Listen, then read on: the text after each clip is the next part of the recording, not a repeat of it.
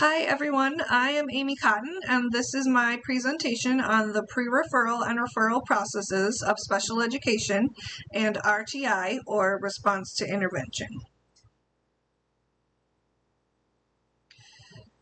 When students are screened or referred to special education, it is called a pre-referral. This is a preventative measure that can eliminate a referral to special education that doesn't really need to be done. There are three approaches to the pre-referral process. The first is consultative approach, where the pre-referral team members with different expertises make suggestions about educational procedures and practices that can implement in the general education classroom. The second is the collaborative approach, which members of the pre-referral team, including parents and other teachers, assist classroom teachers with instructional support. The third approach is the linear approach, which is when pre-referral team members implement the stages of the process in a sequential manner, which I will talk about in just a moment. There are 6 stages of the pre-referral process that you can view here. I will go over them one by one on the next slides. The first stage is the initial concern regarding a student's progress. Someone, usually a teacher or a parent, refers a student concern about that student's academic or behavioral need. This concern may be expressed either informally or formally. Once the pre-referral process has been initiated, it has to be managed consistently, regardless of how the concern was communicated. Stage 2 is information gathering. This is when someone from the school staff, the teacher, or other member of the pre-referral team will collect information about the concerns of the student. This information can be collected on instructional methods, strategies, and materials that have been used, the student's skill level, background knowledge and experiences, and expectations for behavior and academic performance. The information can be collected through family members, classroom teachers, student work samples, classroom observations, school records, attendance records, and formal assessments. The third stage is the information sharing and team discussion. This is when the team reviews the information collected on the student and starts discussing ideas and interventions that may help the student. This includes the type and intensity of the intervention. Stage 4 is the discussion of possible strategies. This is the second step in the meeting about the information gathered when the team brainstorms one or more strategies that they believe are most likely to meet the needs of the student. Stage 5 is the implementation and monitoring of the strategies being used. This stage is pretty straightforward. It's when the team has chosen the best strategy to implement, then the strategy is actually implemented and progress is monitored. The data collected during this stage will be used in the next stage of the process.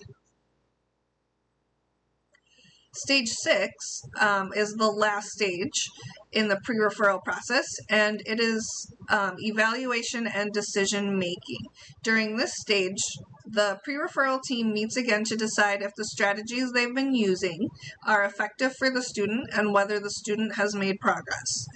If the student has made progress, the team discusses if there is a need to continue the intervention, and if the student has not made progress, then the team discusses whether a new strategy should be applied or if the student should be evaluated for special education. The referral process then includes eligibility determination, creating an IEP, or an individualized education plan, placement into the least restrictive environment, special education services, progress monitoring, an annual review, and reevaluation. Next, we're going to talk about RTI, or Response to Intervention, and the different tiers of it. RTI is a preventative approach. that identifies struggling students before they fall behind their peers. It closes the gap so that those struggling students can get the help they need. The first step is universal screening, where all students are given a screening and at-risk students are identified. In some approaches, universal screening is considered a part of Tier 1. The next step is Tier 1, where students receive effective, research-validated instruction in the general education setting. Student progress is monitored on a weekly basis.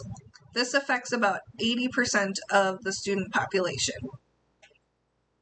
Next is Tier 2, where the students who don't pass the universal screening are not helped by Tier 1 receive different or additional support, usually from the classroom teacher. Student progress continues to be monitored weekly, and Tier 2 affects about 15% of the population. Tier 3 is when students whose progress is still insufficient in response to Tier 2 may receive even more intensive instruction. Students may qualify for special education services based on the progress monitoring data, or they may receive an evaluation for the identification of a learning disability. This affects about 5% of the student population. There are two approaches to RTI. The first is standard protocol, which is when a single consistent intervention is used, making it easier to have accurate implementation. All staff that work with this approach need to have adequate training to implement the instruction with fidelity.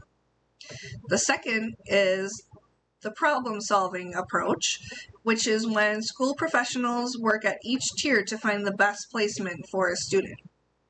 First, they identify the problem and determine its cause. Then they develop the plan to address the problem. They implement the plan and evaluate the plan's effectiveness. This cycle can be repeated as many times as needed to find the right programming for a student. Being culturally responsive with RTI means that we don't wrongly identify or misidentify students of minority groups.